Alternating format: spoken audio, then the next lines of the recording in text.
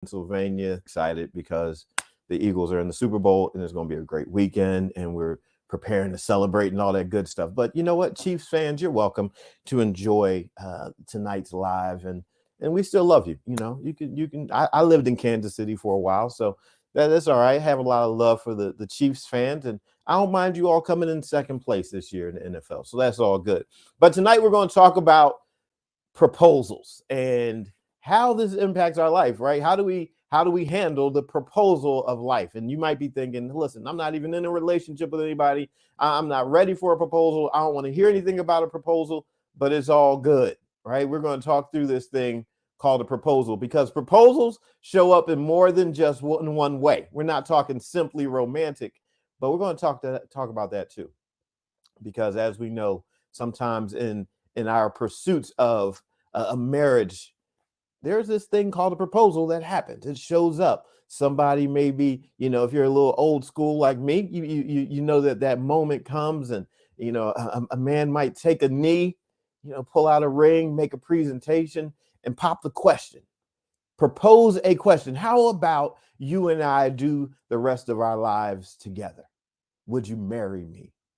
Would you join me in this adventure of life, and let's do love together? So there's a proposal that's made, and depending upon our situations, getting to the proposal, accepting the proposal, it can be a struggle, right? But why? I want to propose to you this thought that sometimes we are so attached to our past and what has been that we're not ready to accept the proposal of our future. Sometimes when something is presented to us, perhaps even the thing that we have dreamed about and thought about and hoped and wished for and wanted, perhaps when that thing is presented to us, we are still so attached to something in the past that we get a little bit afraid. We get nervous, we get tense, we might even run away from it. Ultimately, we don't accept it. We're afraid. We're uncertain. But more than anything, we're connected to a prior experience that is keeping us from moving forward. You see, sometimes our thoughts, our dreams, our aspirations, our hopes, we can see it. But the frustration that comes along with it is because we also still see what happened before. We still see the failure. We still see the disappointment. We still see the devastation. We might still see the divorce. We see the abuse. We see what has been, and it really keeps us from moving forward. And so when the question of will you take this new responsibility, will you take and accept this new opportunity, when that question is proposed to you, man, you're just not ready. And so tonight, I think tonight, going into the weekend, this is a perfect moment to do a little thinking, right? Do a little soul searching about what it is that we really want, right? We can go through life. We're still fairly new into the beginning of this year. A lot of times we make these plans and have these thoughts of how this year is going to be a different year and how this time things are going to be different. We're going to make the shift. But how will we make the shift if we're not intentional? If we don't really sit and evaluate ourselves, what's going on the inside? I was having a conversation with someone earlier, and we've talked back and forth about some ideas and some endeavors that this person that they want to accomplish. And while we were talking, I asked the question. I said, so have you been working on it? And she told me, she said, no, I haven't. I haven't been working on it because ultimately I'm afraid that what I do, what I put out into the world is going to be rejected. Here's the thing. She sees something. There's something in her heart that she wants, something that she desires, but yet at the same time, there's a conversation playing in the background that says, but you're not enough. What happens when someone rejects you? Because I think I'm going to be rejected. And so because the background conversation is you're not enough, That's keeping her from stepping into the thing that she wants to do because she's already seeing something that could go wrong. See, when we start having these conversations in our mind, and when we entertain them, and when we keep feeding them, and when we don't take action because of them, what happens is that conversation becomes louder because you see something that you desire, but you don't take action on it. And so what happens is that you're becoming more and more, there's more and more distance between you and the fulfillment of the thing that you see. And then the frustration starts to mount. And then there's going to be another thought that partners up with the thought that you already have, that you're not enough. So now you're thinking, I'm not enough and I'm a failure. And how come I never accomplished anything? And now you're thinking these things. But the reason that you haven't accomplished isn't because you're not able to accomplish, but it's because you didn't start. It's because you didn't actually give yourself a shot to do it. You didn't give yourself a chance. You didn't accept the proposal. See, life it will hand us and present to us opportunities. It may even humble itself, bow down to you and say, do you take this opportunity to be the opportunity that could change your life? Do you take this opportunity to write a book? Do you take this opportunity to start this new romance? Do you take this opportunity to stop what you've been doing and move? Do you take this opportunity to be the opportunity that changes your life? And you and I will sit there and we look and we'll say, either I do or I don't. See, we might say, I see this opportunity to move and do something new, but I've been here for so long. I've been doing this thing for so long that I'm comfortable in this thing, even though this thing really isn't it's not fulfilling me. I'm willing to stay here instead of accept your proposal for something greater. So we don't move. And I guarantee you, if you look at your life right now, there is a situation that is being presented to you right now that has an opportunity attached to it.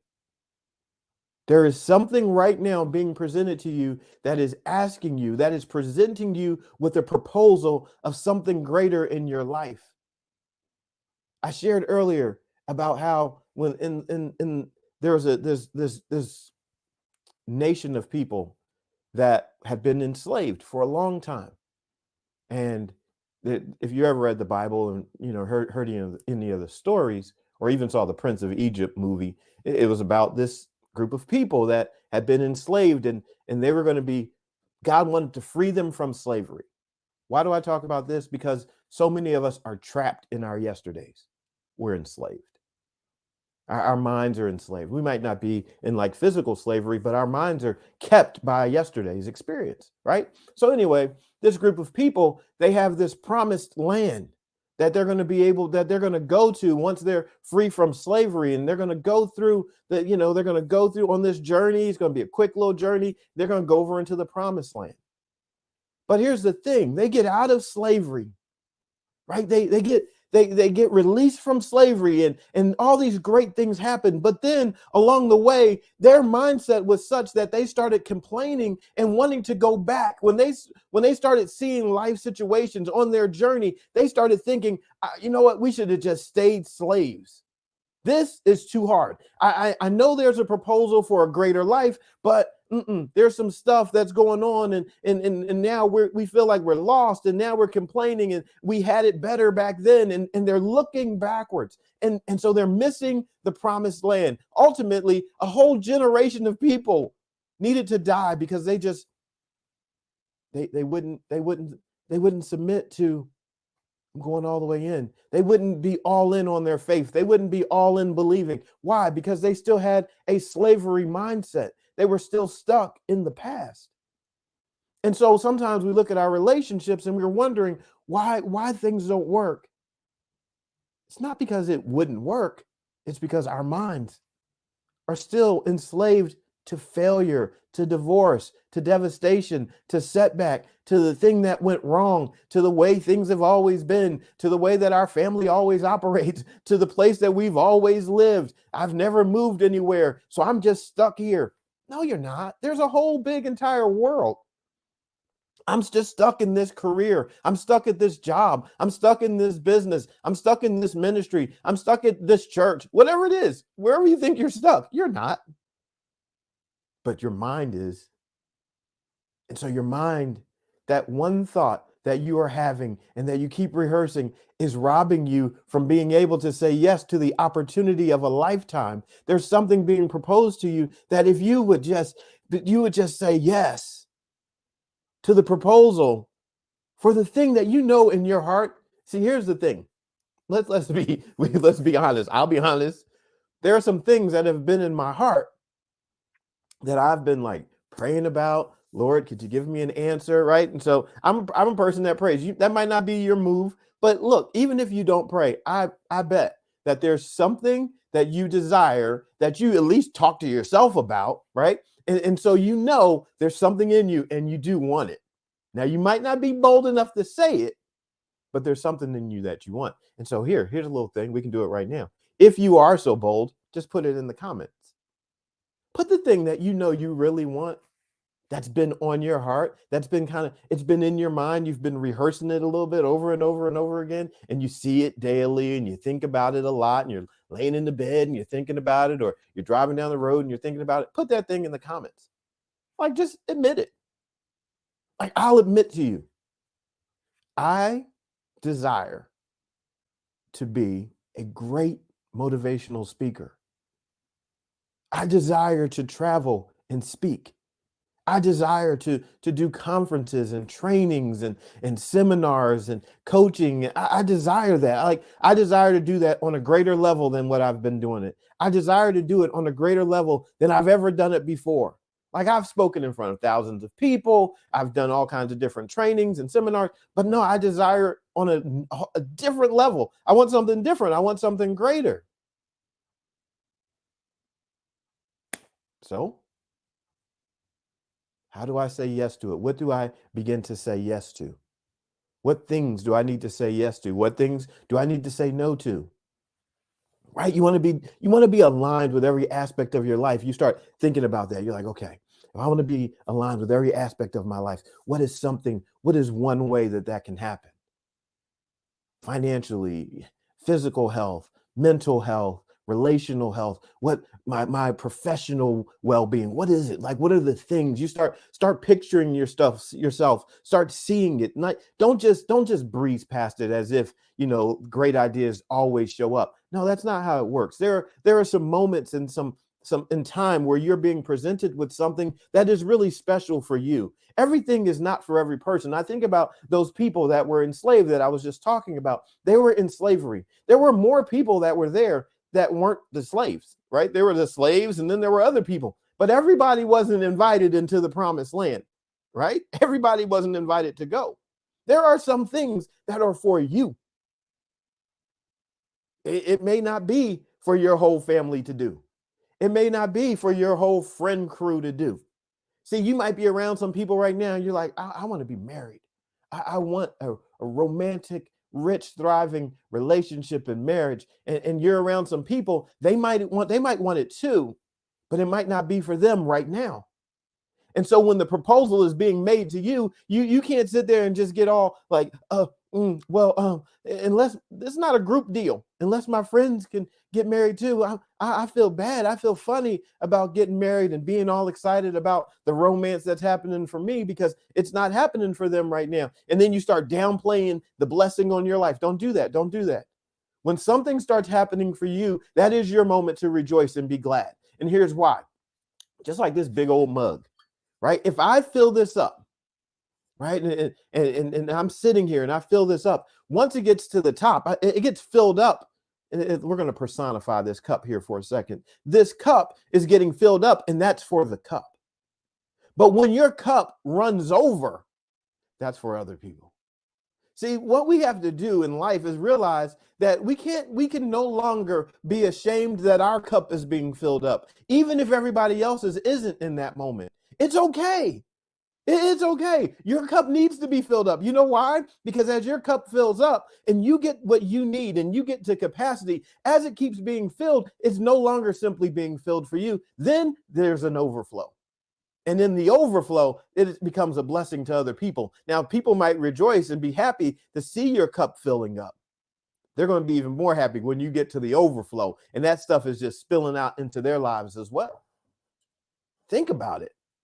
Like, it's great that you're starting your business, right? You're doing your business, you're working your business, you're starting to make a little income. Fantastic. That's great. That's for you. But what about when it gets to that point when you are overflowing with wealth? And you're then in your overflow, you're like, look, I can start a foundation. I can do this. I can sow more money into this. I can build this. I can do this. That's the overflow. Yeah, it's great. You have your romance. You're like, man, we're developing this marriage. Everything is wonderful, right? We're spending this quality time together. Fantastic. But then what happens? You're like, where's the overflow of my relationship? I'm not sharing my spouse. No, I'm not telling you to share your spouse, but you can share your love. You can start talking about it. You can start sharing about it. Today, you can build a YouTube channel about it. You can start talking about it and engaging other people in this process of what happened for you. Like, look, don't give up on love, because this is what happened. This is how you get here. This is what we learned from it. You start sharing what has happened for you. You start sharing what you learned. How do we have this rich romance? How do we have this rich relationship? How do we overcome our challenges and our struggles? Like, then that's the overflow. But the overflow cannot and will not happen without you saying yes to the proposal. That's major. We have to stop looking for the happily ever after without first accepting the proposal. See, happily ever after, see, the after is a key word, because after means something had to happen before. So before you can have an after, you must have a commitment. You must have a yes. You must accept the proposal. After the proposal, you get love after, right? Happily ever after the acceptance of the proposal. You get prosperity ever after the acceptance of the proposal. Health ever after the acceptance of going to the gym and exercising and having a workout program and eating differently and being mindful and aware. See, your wellness, the expanse of your life only can happen after you accept the proposal for it. That's a good thing. Because then you realize you're not being shut out of life. You just haven't simply committed to life. See, when you make that commitment and you say, yes, I want this. Yes, I'm committed to this. Yes, I'll show up for this. Yes, I do really desire this. Game changer. Because your commitment by word then can be produced into commitment in deed. And see, when your actions start to follow your words, then the fruit of your life it produces the fruit that comes from the commitment. The problem is that we have in our lives is that we get talked out of the commitment because we think it's too hard. Things never work out for me. Things never go right. What if I fail? But what if you succeed? What if you, with all of your past failures, with all your past disappointments, with all the devastation and the hell that you've experienced in life, what if you actually got it? What if the dream, what if the vision really did and could come true? Let's just ponder that for a moment. What if saying yes didn't lead to this devastating, life, demolishing outcome? What would it look like for you? If you could, for a few moments, just hold space in your heart, in your life, in your mind. What if you, for a few moments, could just tell failure to take a back seat? Tell doubt to take a back seat, and just you say, look, I know I failed. I know I've been disappointed, but I'm gonna just put that, I'm gonna pump the brakes on that for just a moment. I need this. I need to think about what could happen in my life if things actually worked out. Now, if you're like me, as soon as I start doing it, I start to smile because I'm like, man, it's so good. I start to smile because I start to see myself. I say, okay. I start to see it. I start to see the suits that I would wear. I see the ties that I would put on. Not all the time, but I like that. I see it. I see, the vest that I would have on and the suit jacket and the tie and the cufflinks. I see all that. I see myself moving on stage. I see it. And because I see it, I'm like, no, that's I I, I can have that. There's another level. I see some other people doing some things. It's not exclusive to them, like not to them alone. They don't own every stage. No, there's a stage for me. See, here's the thing.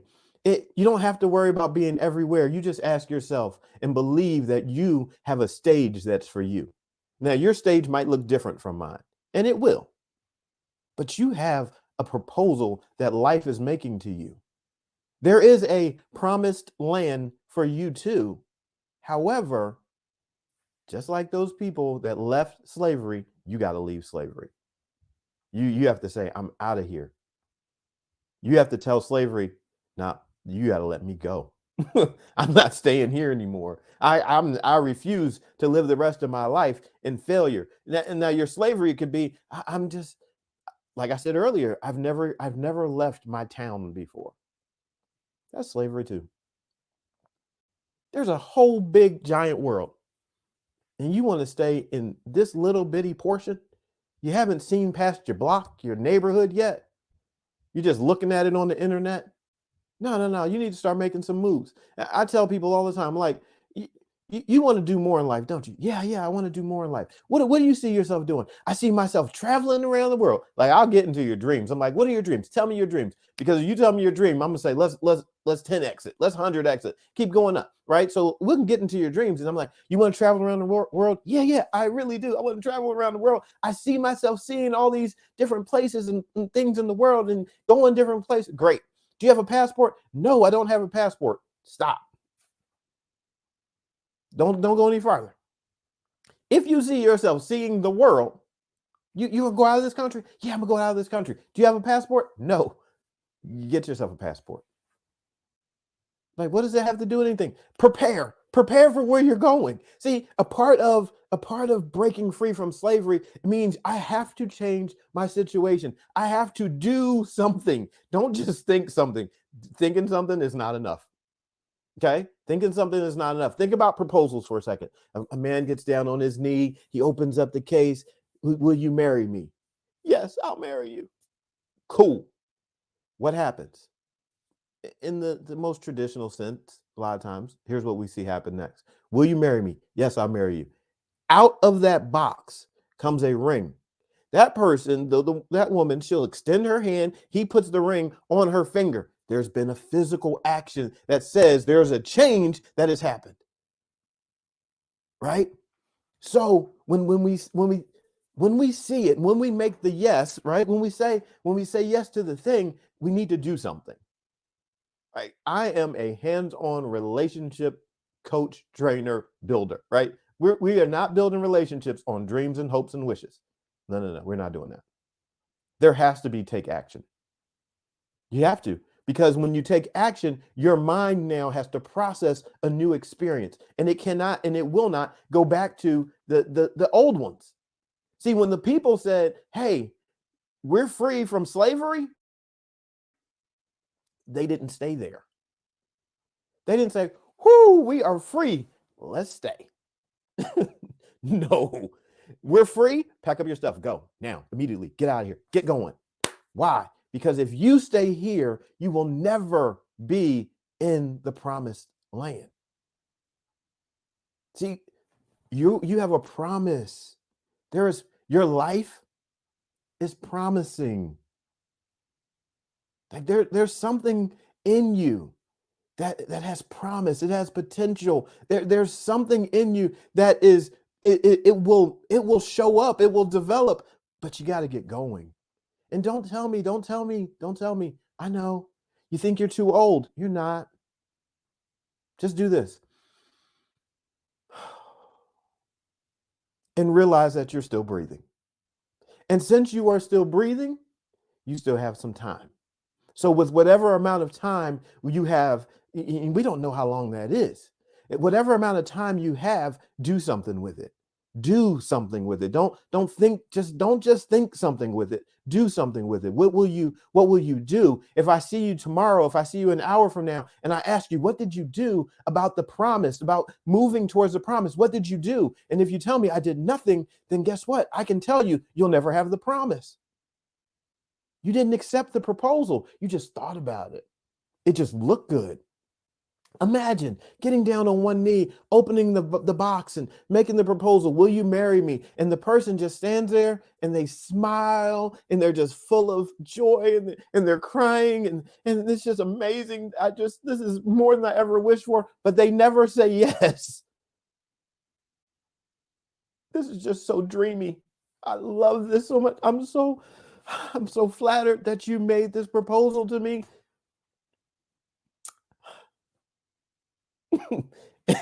After a while, he's like, but is that a yes?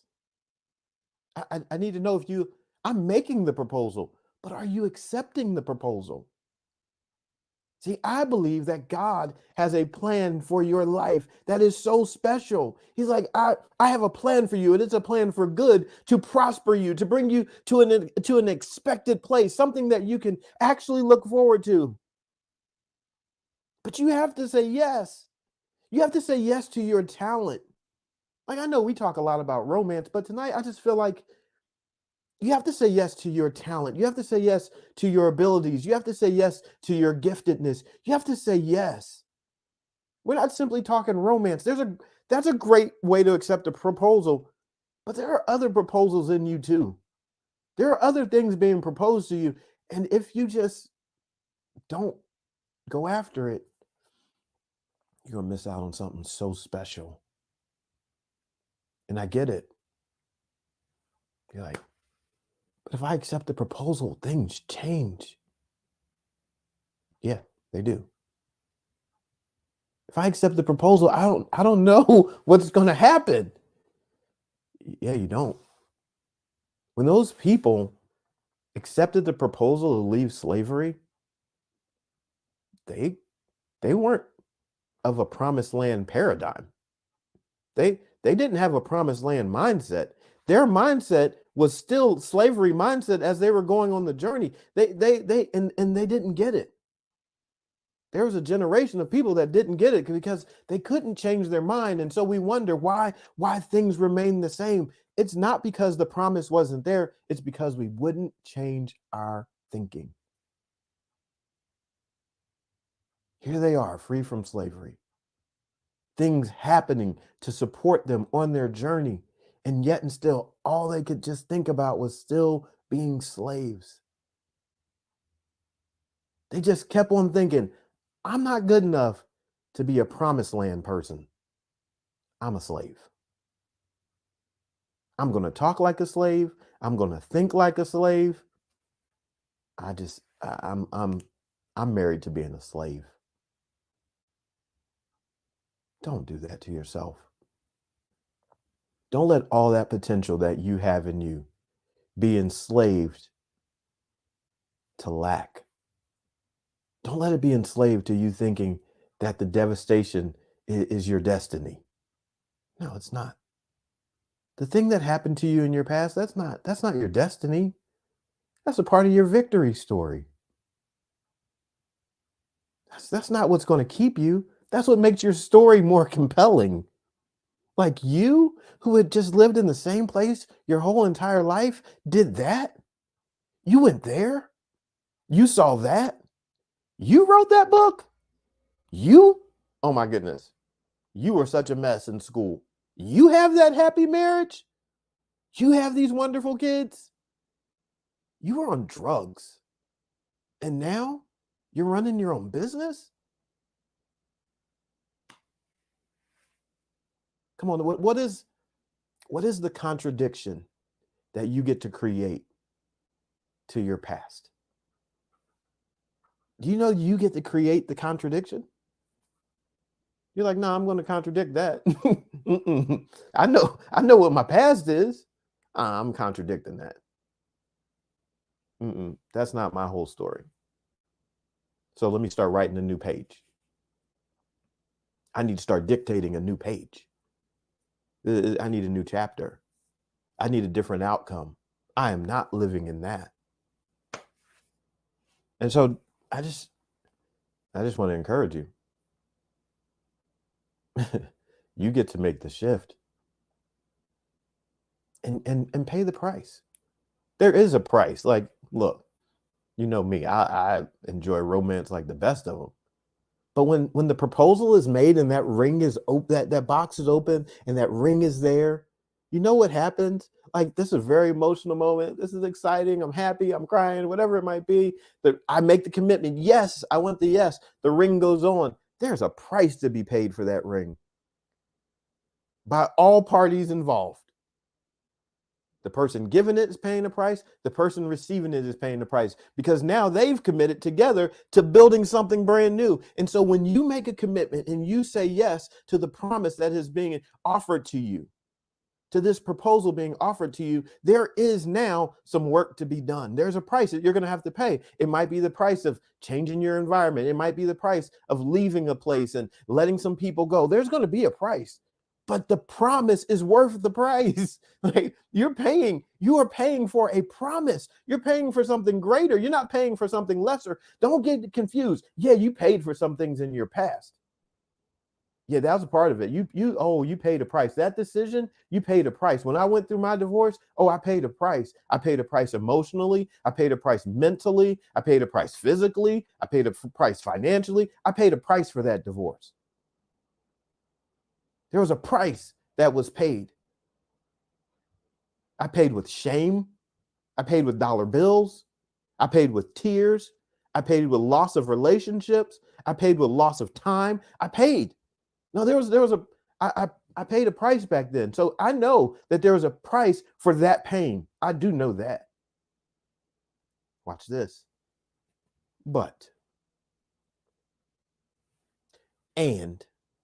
This is going to be a but and situation, but because I need to interrupt that and I need to move forward with that. So my but interrupts what has been. Now I have a contradiction. This is why when people say, but, that means they're about to contradict you. But contradiction. And I'm taking it with me, but that is not my identity. So what is before me is still going to be greater than what's behind me. My latter days are going to be greater than my former days. Same for you. But you're going to have to pay a price. Your promise is going to cost you. It's going to cost you time. You're going to need to sit down. Your book is not going to write itself. Your marriage isn't just going to happen. Your business isn't just going to launch. Your videos are just not going to go viral. No, not until you sit down and begin strategizing and thinking about and doing the work. You have to write the first word before you can write the first sentence and the first paragraph and the first page and the first chapter and the first book. That's going to cost you some time. That's going to cost you. You might not get to watch the Super Bowl this weekend because you're writing your book, and good for you. I remember when I was young, I was probably 6th, 7th grade. And even before then, but 6th, 7th grade, I remember listening to like a marriage tape, right? There was this marriage conference that I would listen to. I don't even know where it came from or how I got it, but I would listen to this marriage conference over and over again. And the person that was leading the marriage conference, and mind you, I'm in 6th grade, like 7th grade. The man that was leading the marriage conference said, listen, the reason why your wife, he was talking to married people, he said, the reason why your wife always interrupts you during the times that you want the most, during the game, during the times you are doing what you want to do. The reason your wife always interrupts you and asks for the last bite of your sandwich or whatever it may be, the reason she does that is because she wants to know she's more important than that bite of the sandwich or that game that you want to watch. So if you want to really like pay the price, And he didn't say those words, but this is what he was saying. He said, so what's going to happen is when she asks you and she's trying to find out, he said, give her what she wants. Let her know that she's more important. And so that stuck with me when I was young. And so again, 7th, 8th grade, I remember the Super Bowl was happening. I lived in Kansas City at this time. And so I was like, well, I'm gonna get ahead of this. The Super Bowl is coming on. I have a girlfriend back in the day. We're young, right? But I'm thinking from the time that I was young, I'm gonna marry her because that was my thing. If I'm in a relationship with you, I need to think that I'm gonna marry you. So here I am, 7th grade, I'm gonna marry you. Anyway, so I'm like, I'm gonna set the tone. I know the Super Bowl is coming on, but I'm not even going to entertain it. I'm gonna get ahead of it. She doesn't even have to ask me if she's more important. I said, would you like to go to the movies on Sunday? She was like, but it's Super Bowl Sunday. I said, I know, but you're more important than the Super Bowl. She was like, but you want to watch it? I said, I know, but I would rather have time with you. And she was like, yeah, I want to go to the movies. And we went to the movies. And like the movies were like 50 cents. There was like a 50-cent movie at this place called Truman Corners. I'll never forget it. So, but my point is, I paid the price. So you can wait for the price to get quoted to you, or you can just start paying it ahead of time. Like you don't even have to wait. You already know it's going to cost you to do the thing that you dream of doing. I was dreaming at 6th and 7th grade of being married, having 4 kids. I was like, this girl's going to be my wife one day. I might as well just let her know now she's this important. And then later next year, I can watch the Super Bowl or the World Series, and it won't be a problem because she'll know. Like since 6th grade, he's been telling me I was important. What is it that is being proposed to you that you get to say yes to?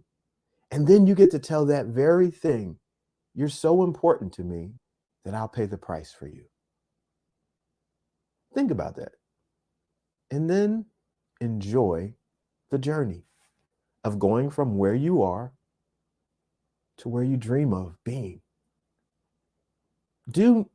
Listen, the internet is so wonderful. Go on the internet just every couple of days. Look at some things that you really dream about. Maybe go to the stores and see it and experience it. Like just start cultivating your promised land paradigm where you're thinking, no, this promise, like in the Bible, it says that the land, that promised land, flowed with milk and honey, like provision. It flowed with milk and honey. Like what is the flow in your promised land? That place that is promised for you, that thing that you are dreaming of. What kind of things do you see in that experience? Right? They could probably start dreaming about it. And let me just tell you, they hadn't been there, so they didn't have a real frame of reference. They certainly didn't have the internet, but they didn't have a vision of it. But now we can look at things and we can start having a vision for what we desire. I'm sure they probably dreamed it had something better than what they had.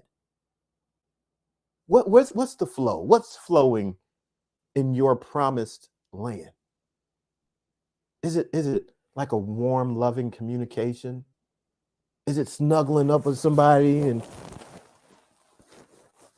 being with them? Is it making all kinds of sales and people are buying your product or your book? Or is it people showing up to your events? Is it you exploring life? Like you think about your promised land and then just allow yourself, your heart to be open to believe that there's a flow happening. I don't know. I want to encourage you. Encourage your heart to be happy. Encourage your heart to believe that your thoughts and your actions are not empty, but they will produce for you if you make the commitment and you take action. That's the deal. You have to say yes, and you have to take action. You're like, but what action do I take? Don't even overcomplicate it. Take a action. Take an action. Let me be grammatically correct. Take an action in the direction of where you want to go. One step in that direction. Don't worry about two yet. Take the one. And then remind yourself to do it again. Like, okay, what do I do after I take this one step? What did he tell me? Take one step. If you just keep telling yourself, take one step, you're going to keep moving. So do that. Keep it simple. I appreciate you all for being here. Thank you for being a part of my dream. And you've heard me say it before, that you are a dream come true. Being here with you, preparing to share, having the opportunity to see your faces, scrolling up, and when you leave a comment, like, I appreciate that. Because of you, I'm not talking to an empty room. And that's pretty amazing, because there are a lot of places that you can be. So I appreciate you being here. And hopefully you would see this time as time well spent. And then, as a big old thank you, you commit to your promised land and take action to get there. Not tomorrow, not 3 weeks from now. Now, today, tonight, whatever time it is where you are, do something to seal the deal. You have to take action, or else it's just going to be a good feeling that passes by and you're going to be still where you are. And let me just say this as a disclaimer. When you hear something that expands your heart and then you don't take action on it, it creates a greater frustration. So if you're not an action taker, I suggest, as much as I love your presence, I suggest don't come here. Don't be here, because it'll create torment, because I'm going to only speak to you with words of hope. I'm only going to build you up and share like, no, you can do this. And if you hear it and you believe it for a moment and then you don't do anything, it's going to torment you. The truth, it will set you free, but the truth will torment you if you don't take action on it. And so listen, if you're scared to do something, do it anyway, right? Simply Paula said this: I'm so scared to finish my website. So Paula, do it anyway. And if you're really, really, really scared, don't launch it. Not yet. But finish it. You don't have to put it out to the world. Don't launch it immediately. Finish it. Go get yourself a bottle of sparkling cider. Pop it open. Drink your cider. Celebrate yourself for finishing the website, right? Do that.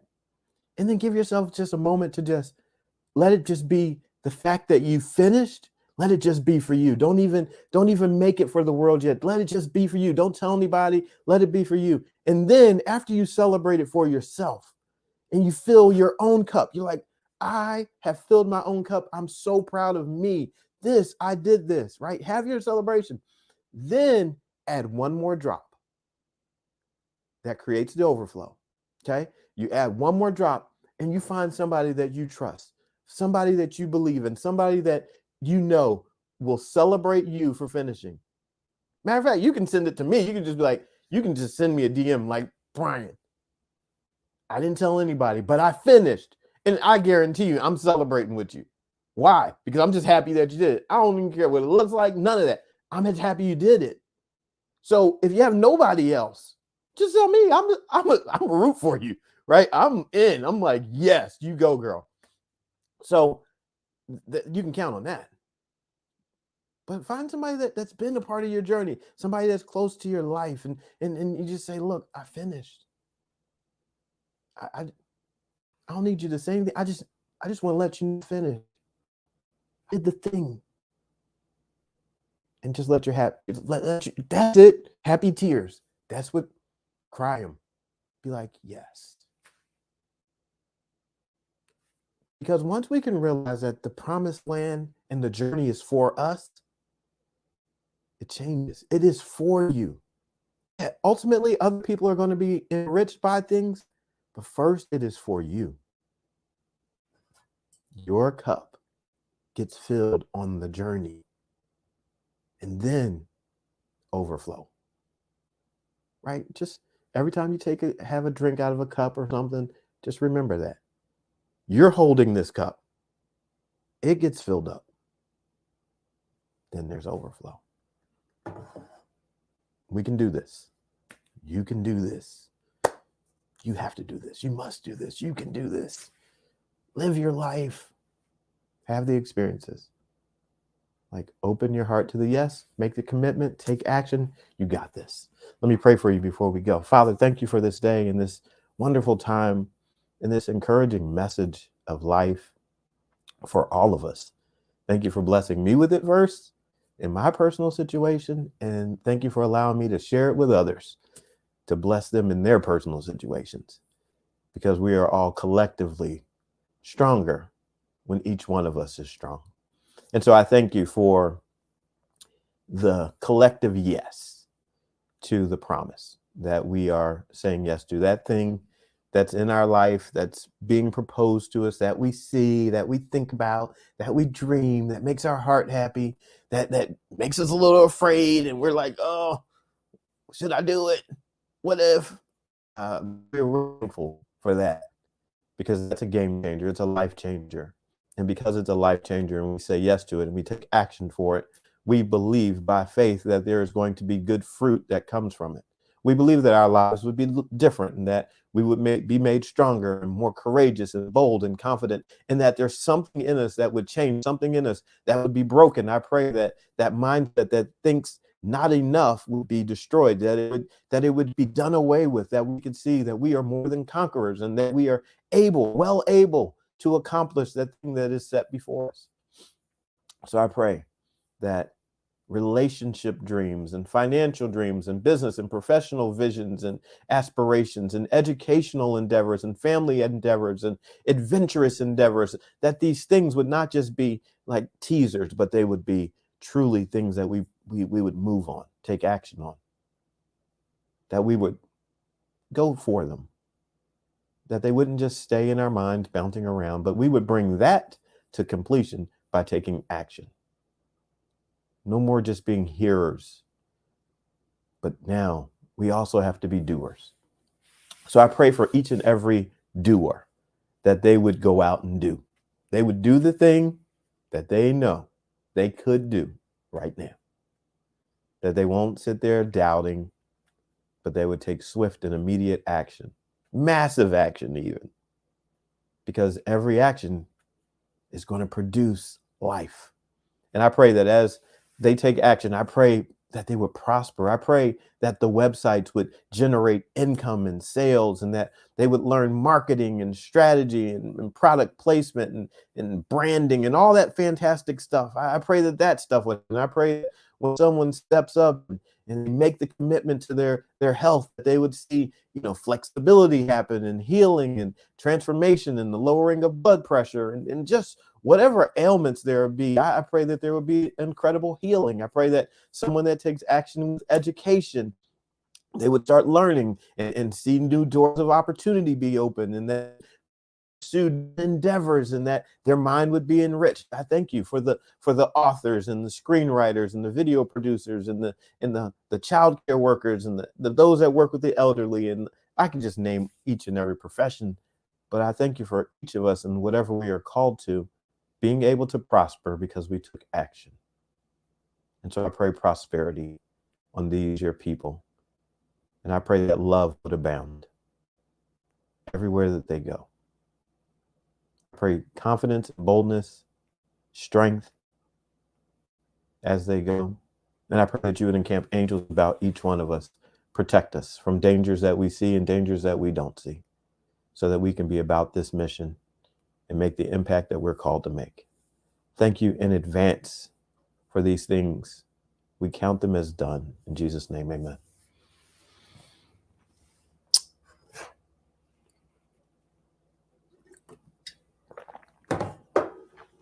I appreciate you all. Thank you so much for being here.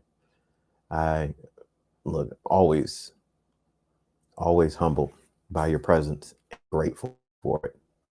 So this is your time now. Like the time is yours. This is time for you to take action, do the thing, no doubt. Okay, no doubt. Move quickly, quickly, because if you don't, you are going to give doubt an opportunity to set in. We're not doing that. Okay, go for it right now, immediately. Do something, seal the deal. You got this. Have a wonderful weekend. I'll be live this weekend as well. Probably tomorrow in the afternoon sometime, probably 1 or 2 o'clock, somewhere around there. So just be on the lookout. And then, of course, on Super Bowl Sunday, I'll be live celebrating the Eagles as they do the thing. Fly, Eagles, fly. And that'll be fun too. But tonight is all yours. Okay, go for it. I appreciate you. I love you much. I'm B.A. Shepherd, 2 P's, A-R-D, reminding you to be a shepherd. The world has enough sheep. Love you. See ya.